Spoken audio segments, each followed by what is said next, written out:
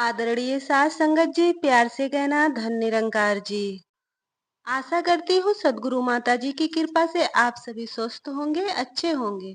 आज का शीर्षक है सच और झूठ। पहाड़ की तराई में नदी किनारे एक आदमी रहता था। सीधा, सच्चा, मेहनती इंसान। सुबह से शाम तक किसी न किसी काम में लगा रहता था, परंतु निर्लिप्त। उसे अपने काम के अतिरिक्त अन्य किसी बात से वास्ता नहीं रहता था। उसके दो बच्चे थे, दोनों लड़के। एक बहुत सीधा, स्पष्ट और दयालु था। दूसरा एकदम विपरीत, दुष्ट, आडंबरवादी और क्रूर। कहते हैं कि उन दो बच्चों को जन्म देने के कुछ दिन बाद ही उसकी पत्नी का देहांत हो गया था। बस तभी से वह दोनों बच्चों की देखभाल तक ही स्वयं को सीमित रखने लगा था। जुड़वा बच्चा होने के कारण उनकी शक्लें भी एक ही जैसी थी, जिससे बहुत मुश्किल होती थी। मुश्किल से बचने के लिए उस आदमी ने अपने सीधे व दयालु लड़के को सफेद लबादा पहनने को दिया और शरारती व दुष्ट लड़के को काला लबादा।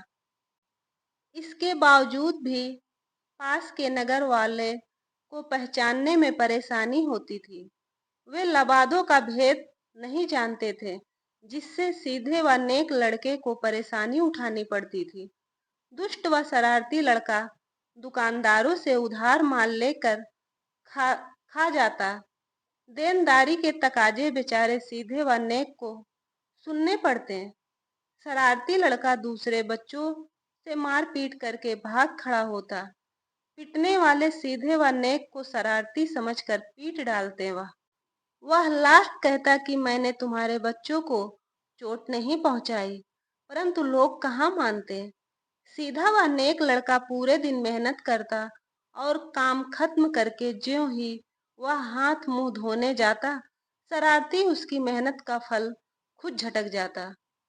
स्कूल में भी यही हाल था। पौधों के फूल शरारती गायब करता, जबकि सजा सीधे व नेक को हो जाती। इन मुसीबतों से तंग आकर सीधा व नेक लड़का अपने पिता के पास पहुंचा और ये मुश्किलें उनसे कह सुनाई।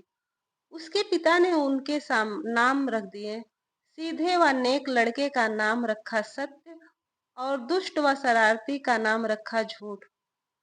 उसने उनके नाम और उनके काले व सफेद लबादों का भेद जग में जाहिर कर दिया। उसने कहा, जिसका लबादा सफेद हो वह है सीधा व भला सत्य, और जिसका लबादा काला है और जो शरारती व दुष्ट है वह है झूठ। कृपया आगे से सावधान रहें। अब झूठ की धोखेबाजी सामने आने लगी और सत्य की प्रसिद्ध दुनिया भर में फैल गई। लोग सत्य का जिक्र गौरव के साथ करते हैं। उसके कार्यों की प्रशंसा दुनिया भर में फैल गई। लोग आशीर्वाद में कहते हैं, सत्यवादी बनो, सत्यवती बनो, सत्यवान बनो।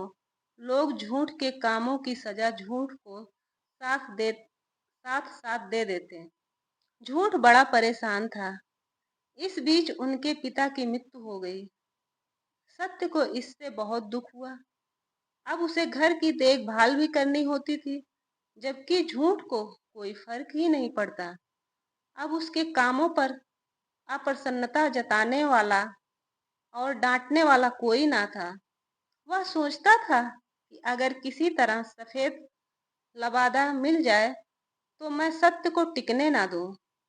उसे दुम दबाकर भागना पड़ेगा। वह फिर जीत नहीं सकता। उसकी प्रसिद्ध मुझे मिल जाएगी और पूरी प्रशंसा मुझे मिल जाएगी। बस वह इसी ताक में लग गया। झूठ की एक खास बात और थी, उसके पाँव नहीं थे। वह हवा में उड़ता था, कभी यहाँ कभी वहाँ। सत्य अपने पैर ही जमा रहा कि झूठ वहाँ फैल जाता और उड़ जाता। विद्या की देवी सरस्वती ने झूठ का यह भेद जान लिया था, इसलिए उन्होंने लोगों को सावधान करना शुरू कर दिया। यह देख रही थी। उसने देखा काले लबादे वाले झूठ के पैर नहीं हैं। नदी के किनारे जाकर दोनों भाइयों ने अपने अपने लबादे उतार कर किनारे पर रख दिए। और नदी में घुस गए। झूठ इसी ताक में था। विद्या की देवी सब देख रही थी। उसने देखा कि बिना पैर वाला झूठ सत्य से पहले ही तालाब से बाहर आ गया। उसने पास रखा सत्य का लवादा पहन लिया और चला गया। विद्या की देवी सरस्वती यह देखकर सन्न रह गई।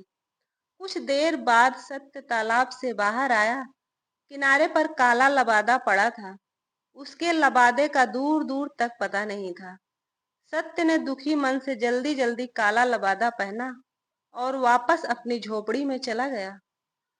सरस्वती उसकी विवशता पर करा उठी और कह उठी, धोखा धोखा हुआ है। आखिर लोगों को पता चल गया। झूठ के कामों ने उसकी पोल खोल दी।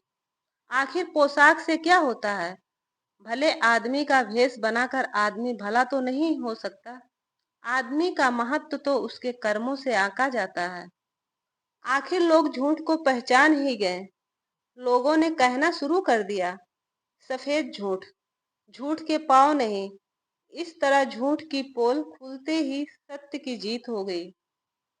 युग प्रवर्तक बाबा गुरबचन सिंह जी ने भी एक बार कहा था कि देखने से एक बार ऐसा लगता जरूर है कि शायद झूठ की जीत हो रही है, परंतु अंत में जीत सच की ही होती है। हमारा आदर्श वाक्य भी है, सत्यमेव जयते। साध संगत जी, प्यार से कहना, धन निरंकार जी।